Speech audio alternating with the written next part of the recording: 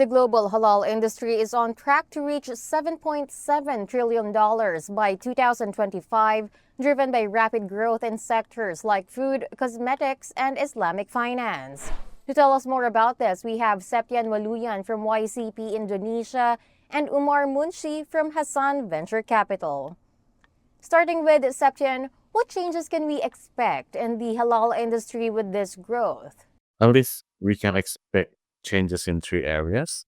The first is on the expansion of halal products to other than food, in the lack of cosmetics, fashion, and tourism, and targeting consumers prioritizing ethical and high quality standards. Secondly, the efforts to streamline quality certifications and standardizations among countries, and also the existing regulations that are currently inconsistent and how it impacts products pricing and market accessibility. And the last one is the collaboration between OIC countries. So it will be fueled Southeast Asia to become the key player in the global halal trade. I want to just add a little bit more to those 3 points. With the halal industry growing, what we believe will happen is, given that it will become more prevalent, more common, and in a sense more mainstream, we see that there will be, hopefully more understanding and awareness of halal as a set of standards that is potentially universal, that can be implemented and applied throughout the world's markets. And we believe that this will actually bring us quite significantly forward in terms of having more circular economy, having more sustainability, and better impact on society.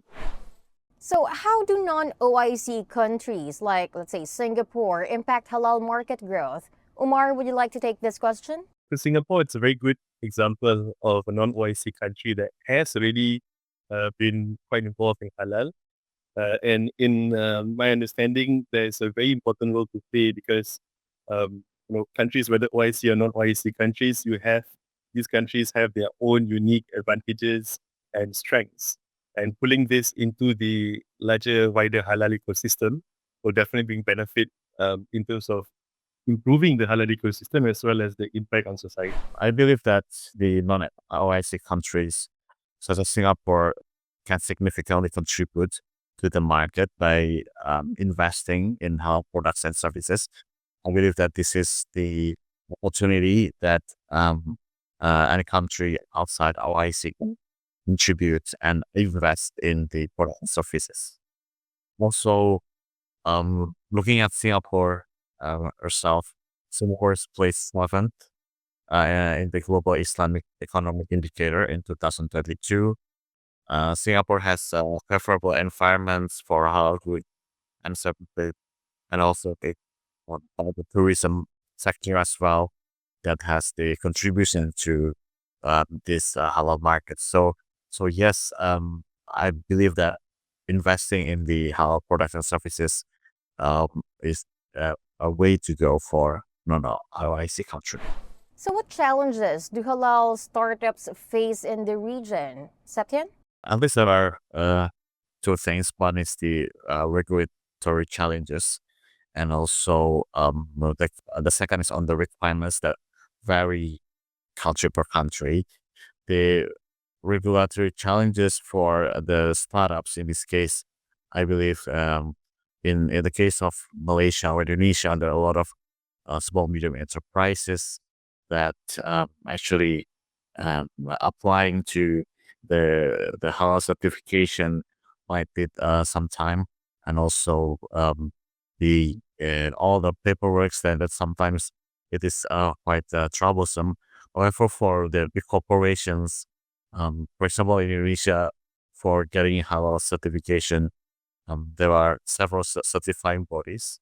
For big corporations, perhaps it's okay to wait for 6 months to a year for a halal certification, but then for the startups, it might be a troublesome already.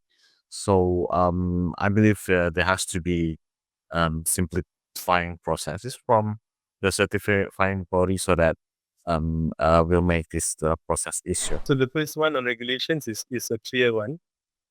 We believe that the challenge is when it comes to achieving a scale, a large scale, where in the initial phases, it is clear from our experience that there is a lot of demand for halal startups, halal products, halal services. But once that maybe a natural demand is already catered to, then the challenge is for the demand to be bigger and wider. And that challenge is something that's directly related to education, understanding, and awareness of halal. Because in some countries, those who are not from the Muslim faith may not view halal as something for them. And so that education piece, I feel, is the challenge that must be addressed. Thank you so much for joining us today, Septian and Umar. Thank you. Thank you. Once again, those were Septian Waluya and partner at YCP Indonesia and Umar Munshi, managing partner at Hassan Venture Capital. For more news, visit AsianBusinessReview.com.